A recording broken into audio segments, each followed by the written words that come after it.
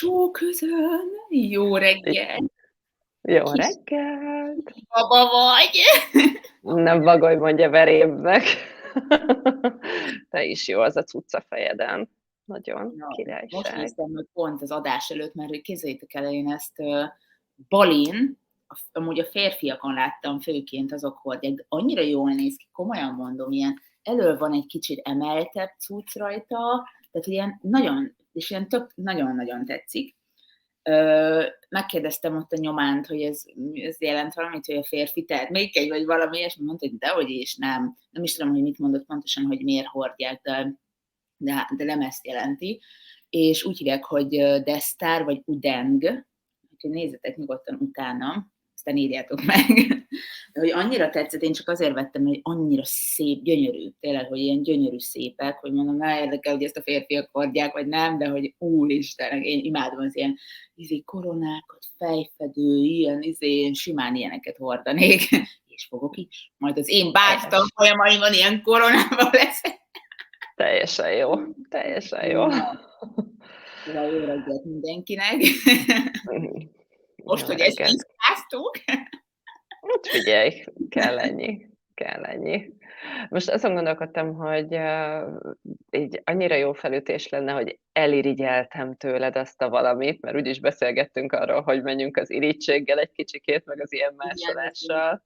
Túlagyaltam, és mondtam neked, hogy még nem, meg így meg hadd nézzek, meg hadd, menjünk, aztán ami jön, az jön, ami meg nem, az meg majd másik adásban elmondjuk aztán. Ja, persze, ettől nem félek, valahogy így az elmúlt heteknek a tapasztalata tényleg az, hogy amikor, és már ez is kapcsolódik hozzá, hogy amikor így rátalálunk a saját dolgainkra, akkor mennyivel könnyebb és gördülékenyebb az egész. És pont ezen gondolkodtam most, hogy ugye kiraktam a januárban induló programomat, ezt a 10 hetes életváltoztatót, hogy alapvetően ez tavaly, vagy idén januárban, amikor önállósítottam magamat, akkor jól kitaláltam, hogy majd én is ilyen havi programokat fogok csinálni, minden nap hanganyagokkal fogok készülni, mert ez nekem annak idején nagyon jól működött, amikor én valakitől ezt a fajta figyelmet, meg ilyen gyakorisággal az eszközöket megkaptam. És hát volt egy nagyon kis, pici kísérleti nyúlcsoportom, emberek, akik jöttek velem. És nem, egyszerűen így nem indult el ez az egész sztori. És azt a visszajelzést kaptam akkor, hogy hát ez túl sok. És mondtam, hogy nem hiszem el, tehát másnak ez működik, hát látunk rá példákat Magyarországon és külföldön is, hogy ez mennyire jó, és egyáltalán mi az Istent rontok én el? Mi az, ami nekem nem megy? Mi az, amit másképp lehetne? Biztos én vagyok a szar, tehát, hogy ez az alapvető. És igazából áprilisra jutottam el, hogy így a hónap közepén azt mondtam, hogy így feltettem a kezemet, akkor talán 2 ember volt már benne a program, és azt mondtam, hogy gyerekek, én nagyon szívesen visszaadom a havidíjnak a felét, de hogy ez így nem. Tehát a múzsa az így nem, hogy homlokon nem csókol, de valahol ott fut előttem, és én meg futok utána. És csak hagyjuk ezt az egészet, majd lesz valami. És akkor így azt mondtam, hogy én ezt most befejeztem. Ugyanúgy kihagytam a honlapomon, hogy van egy ilyen, de kúsoltam róla nagyon, és úgy érleltem ezt az egészet. És tök érdekes volt, mert valahogy így év végére, így mostanára jutott el, hogy mi van akkor, hogyha tényleg más az én utam, hogy tök jó, hogy mások megcsinálják valahogyan, de az enyém az teljesen más. És mi van akkor, hogyha tényleg nem havi programot csinálok, hosszabbat csinálok, nem minden nap hozok valamit, hanem hetente egyszer, amikor így van időd ezt így megemészteni, így végig gondolni, azzal az eszközzel, vagy azokkal a dolgokkal menni folyamatosan. Mi van, hogyha nem kell másolni, lehet más csinálni, lehet ugyan inspirálódni, csak mégis valahogy megtalálni a saját utadat. És így most így nekem így ezek pörögnek így ezzel kapcsolatban folyamatosan. Meg aztán egy csomó minden, de hagylak téged is beszélni egy kicsikét, ha most kivételesen én kezdtem el, és vágtam vele nagyon durván. Én most egy kicsit elvesztettem a fonalat, mert hogy ugye az irítségről volt szó, hogy arról beszélünk, de te nem arról beszéltél, hanem inkább az inspirációról, meg a másolásról, de ez is nagyon-nagyon jó téma. És igen. De szerintem a gyökere az ugyanaz valahol. Szerintem nem. Hát én úgy érzem, hogy nem. Bennem nem. Az irítségnek, meg a másolásnak nem ugyanaz, de vékony jég választja el. Aha. De hát mindegy, így mindent bedobunk, aztán lesz valami. Szóval, hogy én mindig tökre szégyeltem másolni, pedig amikor te megtanulsz jogát, ugye jársz jogasuliba, én amikor jártam 15 évvel ezelőtt az aerobik sulira, akkor az a házi feladat, hogy menj el, hospitáljál, és le is kellett írnom az aerobiknál, hogy milyen gyakorlatokat csinált a csávó az órán. Ugye, mit tudom, 20-30-50 órára el kellett menni, és akkor mindig le kellett rajzolni pálcika emberekkel, hogy közben a gimnasztikai rajzolást is ugye gyakorold, hogy milyen gyakorlatok voltak, mert ebből alakult ki, mire levizsgáztál, egy kis repertoárod. Tehát, hogy az elején lemásoljuk, a szüleinket is lemásoljuk, hogy ma hogyan köti be a cipőfűzét. Tuti biztos vagyok benne, hogy végigmennék mindegyik őtöknek a rokonságán, akkor a cipőfűzőjét te ugyanúgy kötöd be, mint ahogy az anyukád, vagy az ő anyukája, mert hogy viszed tovább ezt. Vagy bármi mással kapcsolatosan, ahogy a kanalat emeled a szádhoz, stb. És tehát, hogy tökre másoljuk amúgy egymást, mert hív a sulci. Úristen! Mert hogy ugye másoljuk egymást, mert hogy az elején szerintem abból alakul ki, és amit te is mondtál, hogy az elején másoltál valakit, de az neked úgy nem működött. Bevallottad magadnak, és akkor utána mentél tovább ezzel az egésszel, elengedted, hagytad, hogy érlelődjön, és most alakult ki ez, hogy neked ez hogy működik. És lehet, hogy ez bejön, lehet, hogy nem, de hogy menni kell tovább. És én mindig itt adom fel, amúgy eddig itt adtam fel, valami nekem nem működik, akkor ez biztos azt jelenti, hogy az emberek nem szeretnek, senki nem akar hozzám kapcsolódni, hülyesség, amiket csinálok, stb. Ugye az önbántalmazása az embernek bekapcsol, és nem pedig az, hogy oké, mi nem működik itt. És pont tegnap a esti karácsonyos dolognál beszéltem erről, hogy amikor így egyedül vagy ünnepekkor, és ezt most fordítsátok le ezekre is, akkor nem arról szól az, hogy te egy szerencsétlen nyomorék vagy, akit senki nem szeret, és senki nem akar veled lenni, és hogy ne a fájdalom oldaláról nézzétek meg ezt, hogy úristen, én egyedül vagyok, hogy nekem nem megy, hanem mondani, hogy oké, mi az, amivel ezt teremtettem? Mi az, amivel más teremthetek? És ugye ilyen játékosságból és kíváncsiságból. De hogy ugye én is nagyon beleragadtam az áldozat, a sztoriaimba, az áldozat vagyokba, azzal sincs semmi baj, mert megvolt a helye és az ideje, de hogy az összes ilyennél rögtön személyesen magamra vettem, hogy úristen, én nekem ez nem megy, nem szeretnek engem, senkit nem érdekel, amit csinálok. Szóval visszakanyarodva oda, hogy az elején mindenki másol, ugye, és szerintem csak az a gáz, amikor te másoló maradsz, amikor egyáltalán nem is töröd magad azon, hogy megtaláld a saját stílusod, megtaláld hogy mi neked működik, hanem te a weboldalatól kezdve mindent, mint egy ilyen here lemásolsz valakitől, mert az azt jelenti, hogy te fogalmad nincs arról, hogy te mit tudsz, fogalmad nincsen arról, hogy mi a te tehetséged, azt gondolod, hogy azért, mert másnak működik, neked is működni fog. És amúgy volt is erről valamikor, én is beszéltem, hogy szerintem, ha lemásoljuk teljesen, ha én mondjuk lemásolnám az egész te programodat, úgy, ahogy van az egészet, akkor sem lenne ugyanaz a program, mert tök más, ahogy te beszélsz, hogy beleviszed az üzleti vonalat, tök más, ahogy én itt másképp adom elő az egészet, más a tapasztalásunk, mások lesznek a sztorik az egészben. Tehát ha még le is másoljuk egymást, akkor is tök más lesz az egész, mert attól eredeti, amit te vagy benne. Igen, csak valahogy, és nekem akkor is itt motoszkál ez az egész, hogy ugye ki az, akit másolsz? Azt másolod, aki valamiért számodra, és én itt hozom vissza ezt az irítséget, irigylésre méltó. Vagy azért, mert annyira jól csinálja, vagy azért, mert nem tudom én, annyira klassz dolgai vannak, vagy nem tudom, most fizikai szintre is mehetünk, vagy azért, mert olyan szuper autója van, amit egyébként te is szeretnél, és úristen, hogy csinálta, és akkor elkezded ugyanazokat a dolgokat lemásolni. Tehát nekem valahogy ez a kettő itt függ nagyon össze,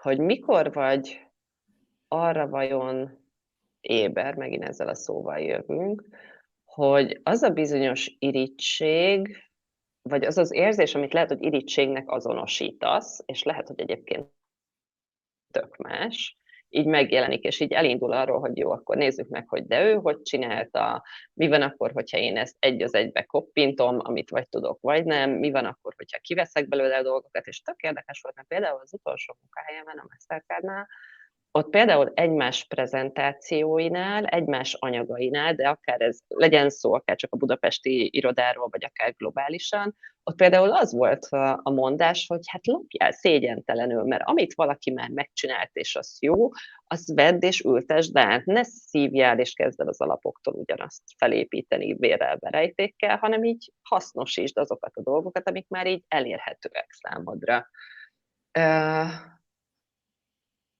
És még mindig azon, hogy inspirálódok, irigy vagyok-e, vagy használom csak azt, amit látok és elérhető. Tehát így az én gondolati síkomon ez így pörög, és ezért is gondoltam, hogy beszéljünk már egy kicsit róla, hogy hát, ha te behozol egy más színt, és hát, ha ti is bedugtak olyan dolgokat, hogy nálatok hogyan működik ez az inspiráció, irigység, motiváció, másolok, nem másolok, tanulok, mert ez egy ilyen tök érdekes katyvasz tud lenni. Nekem egyáltalán nem, semmi köze ennek az egésznek szerintem az irigységhez, én úgy érzem. Neked mi az irigység? Mert az irigységnek szerintem nagyon negatív oldala van, és itt van az, amikor benned ez összefolyik szerintem, mert hogy amit te irigységnek nevezel, azt én inspirációnak nevezem. Az irigységhez sajnos, és tudom, hogy ez egy szó van rá, és én is mindig ezen vagyok kiakadva, hogy miért, hogy ennek olyan negatív töltete van ennek, hogy az irigység az ugye legtöbb ember fejében egy olyan negatív dolog, amit nem illik csinálni, mert ha irigy vagyok valakire, az azt jelenti, hogy dögöljön meg ott, ahol van, rohadjon el, neki ne legyen, miért nem nekem van az, ami neki van.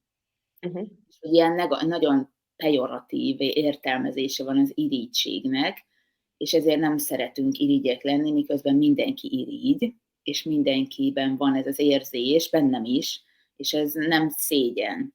És szerintem itt kezdődik az, hogy meg tudod változtatni, hogy ki is mondod, el is ismered magadnak, és nem rejtegeted ugye magad elől se.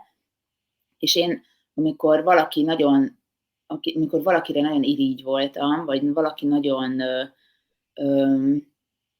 hogy is mondjam, tényleg így, akkor én mindig belementem abba, hogy nem ragadtam le ott, hogy rohadjon meg, hogy miért csinálja meg, vagy kókler, miért nem én vagyok ott, nem igaz már, hogy ő nem is tanulta ezt, és akkor, de ilyenen is voltam, hogy nem is tanult meditációt, és akkor most mi az Istennek tart meditációt, nem hiteles, meg stb. De ő csinálja, és én mindig ezt irigyeltem, tehát hogy ez az, amit irigyeltem emberektől, hogy nem az van, hogy kitalálja, álmodozik róla, megrágja, kiköpi, érlelgeti, beteszi egy üvegbe, nézegeti, meg mit, hanem így kitalál valamit, és azonnal kitesz egy eseményt, és csinálja. És erről már beszélgettünk szerintem itt, amikor beszélgettünk erről, hogy idegesít, például, mi idegesít engem, vagy idegesítesz te is, ugye, hogy te is csinálod így a dolgokat, és akkor az emberben fölmerül az, hogy mit képzel magáról, hát ő még csak most kezd, ilyen ezek a szövegek, és ezzel sincs semmi baj, mert hogy bele tudsz nézni, hogy jó, hát itt mi az, ami engem így igazából idegesít, és azért furcsák ezek a szavak, ugye inspiráció, meg irigység, minden, mert vékony jég választja el őket, nagyon, hogy lehet a végén kiukadunk oda, hogy basszus, tényleg én is ugyanazt gondolom, amit te, csak én ugye az irigység töltete, azt meg akartam veletek osztani, hogy az a legtöbbször a világban negatívnak van előadva. Aha. Az irigység egy motiváció szerintem, főleg, ha nem úgy állsz hozzá, ha tisztázza az ember magába, hogy nem azt akarom, hogy neki ne legyen, hanem azt akarom, hogy úristen, annyira motiváló ez a nő, hogy azt a kurva, és hogy ott akarok én is lenni, és akkor mi az, ami nekem működik.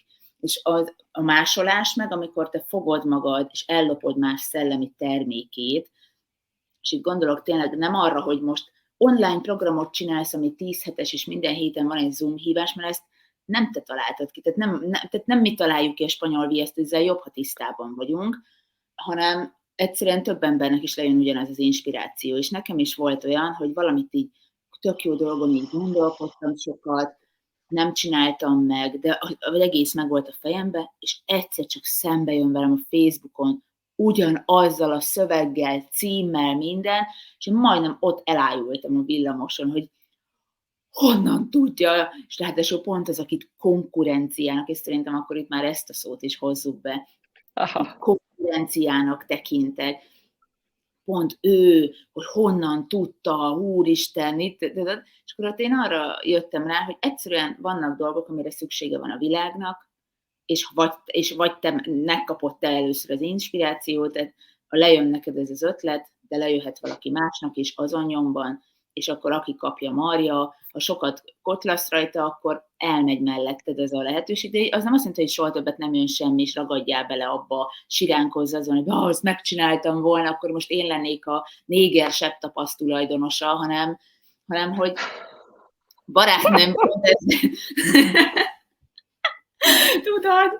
És akkor igen, tehát, hanem hogy oké, akkor, hát akkor az az érzés, az, amikor nekem ott akkor utána cselekedjünk, bármerre is induljunk el, és kész.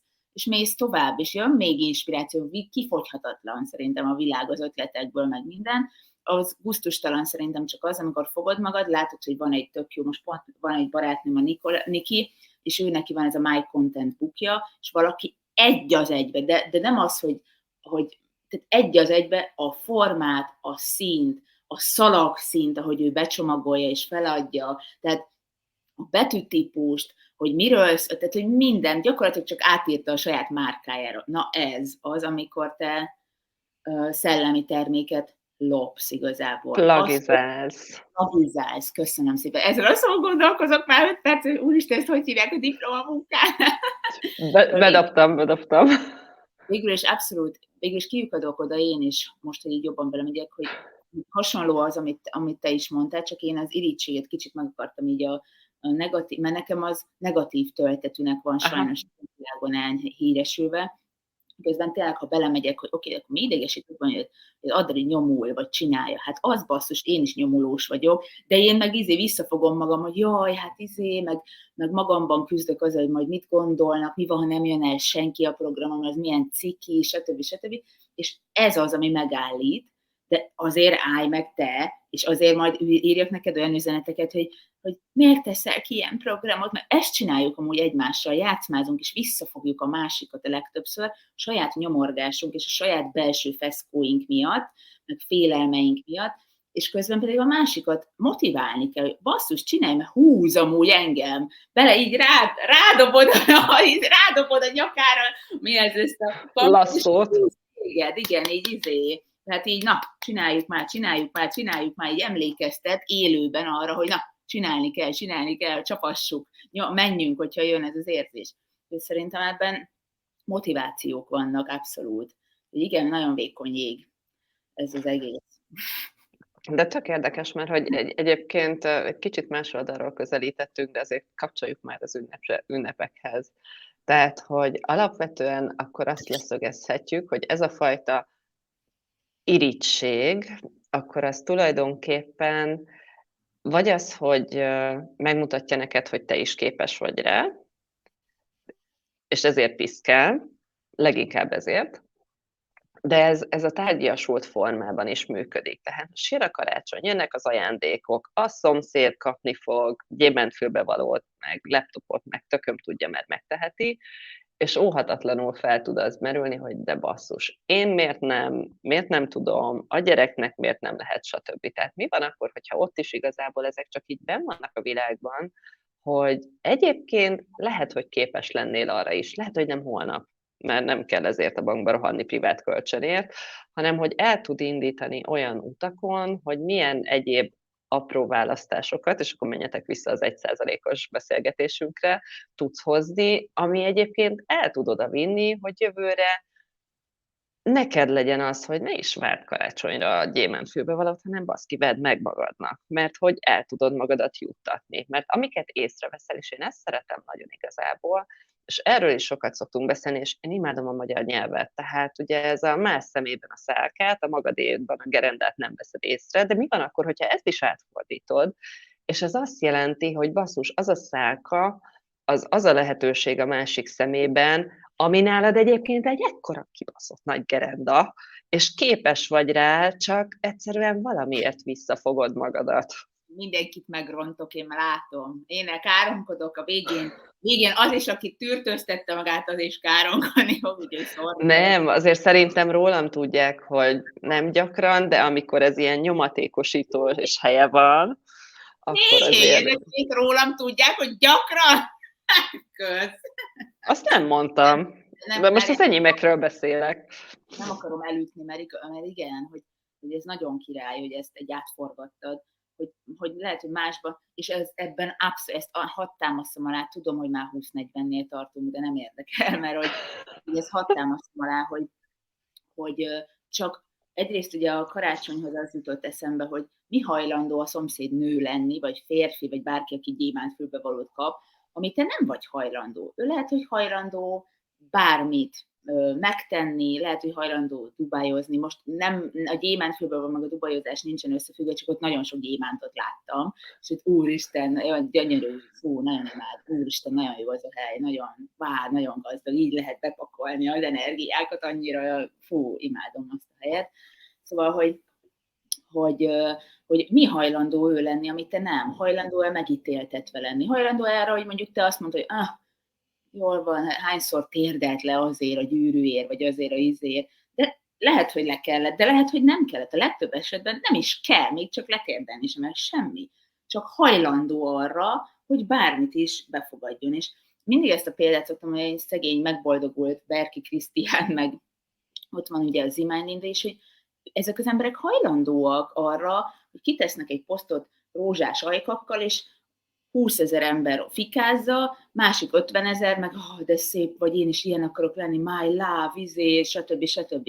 Most, ha ő a 20 000 emberrel foglalkozik, aki utálja, aki kurvának nevezi, aki mindenfélétket hány rá, akkor elbújdosik szégyenébe, és ott sír a sarokban, semmit nem ér el, és legközelebb nem tesz ki egy posztot se, és nem lesznek követői, stb. De nem, ő még rátol egy lapáttal, és még kitesz egy durvább képet. Igen. Hogy itt ennek az a lényege, és az az üzenete szerintem, hogy ő hajlandó önmaga lenni, amit most önmagáról gondol, és nem számít, hogy te megítéled, vagy nem, jön az ítélet felé, és így elmegy az ítélet mellett. És minél több ítéletet be tud fogadni, annál többet tud teremteni, és annál több dolgot tud befogadni. Még mi, én is, aki nem, jaj, hát most mit fognak gondolni, itt is fent van egy ilyen, így körbe vagy bástyázva, szegény univerzum ezen a lukon jöjjön be? Vagy ezen folyassa be a 10 milliárdokat? Szóval, hogy ő, mi az, ami ő hajlandó lenni, ez az egyik. Másik meg, ami eszembe jutott, hogy soha nem vesszük észre, tehát nem tudunk a másikban észrevenni olyan dolgot, ami bennünk nincs meg. Így. És ez az, amit te is akartál ezzel a szálkás gerendás dologgal mondani, és tök jó, ez most már átíródik a fejemben ez a mondás, ilyen pozitívra, tök jó, hogy tényleg a másikban ott van valami, hogy ő mondjuk ilyen könnyedén teremt, vagy a férfiak a tenyerén hordozzák, és semmit nem kell érte tenni, vagy mit tudom én, csak rágondol valamire, és ez ott manifestálódik. És ez hogy az Istenbe csinálja? Hát úgy, hogy ő hajlandó az lenni, aki, plusz egyszerűen csak tényleg így megengedi, hogy ez az egész körbevegye őt, és történnek ezek a dolgok. És ha te megengeded magadnak, mert ha ő benne észreveszed, az azt jelenti, hogy benned is megvan, azért figyel, azért ítél. Például, mondani szoktak, csak ez már egy másik téma, szerintem ez a másikban az zavar téged, ami benned is megvan, és nem fogadod el, másikban az motivál, ami benned is megvan, és nem fogadod el, és amikor én nagyon-nagyon szerelmes voltam egy fiúba, akkor utána arra jöttem rá, hogy magamba voltam nagyon-nagyon szerelmes, mert ahogy a másik imád engem, és azt a képet, hogy önmagamként létezek, én természetesen a másikat is imádtam, de hogy az a kép, amit te voltál. Hogy amit a másik igen, amit te mész rá a másikra, tehát belőled megy rá a másikra, ő azt imádja, visszacsatol, és az a kép, amit visszacsatol, az megint egy olyan kép, amit te tökre szereted, és ez egy ilyen tök gyönyörű áramlás, és abba azt szereted, abba vagy és azt igazából hiába megy el, ő nem tudja elvenni tőled. Mm-mm. Az a tied igazából. Szóval, hogy ez egy nagyon érdekes, hát ez egy jó téma lett, Adri, már, meg én nem tudom honnan kezdtük, már nem ott tartunk, már máshol is tartunk, de hogy ez, ja, Ja. végül szerintem az érzés ez hasonló, amit te is mondtál, csak én a szavakon lovagoltam, hogy ők Aha. másképp. Úgyhogy innentől kezdve irítség helyett megengedésre és választásra föl, mert hogyha neki lehet, akkor neked is simán, és aztán mi meg megyünk tovább, majd meglátjuk, hogy mivel indulunk és hova kerekedünk ki holnap. Igen, igen. És hogy tényleg szerintem lehet másolni, csak tudd, hogy a vázát másold le mondjuk a dolgoknak, és a tartalom, az tőled lesz egyedi.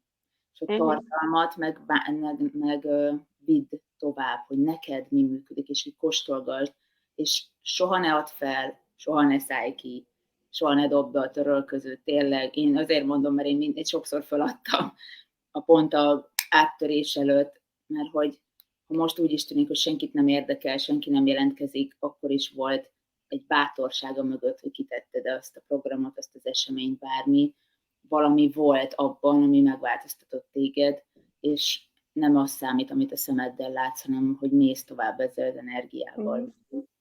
Tök jó. Ja, Hát, ja, ja. csók nektek. Sziasztok, csodás napot! Holnap, Tali! Így van.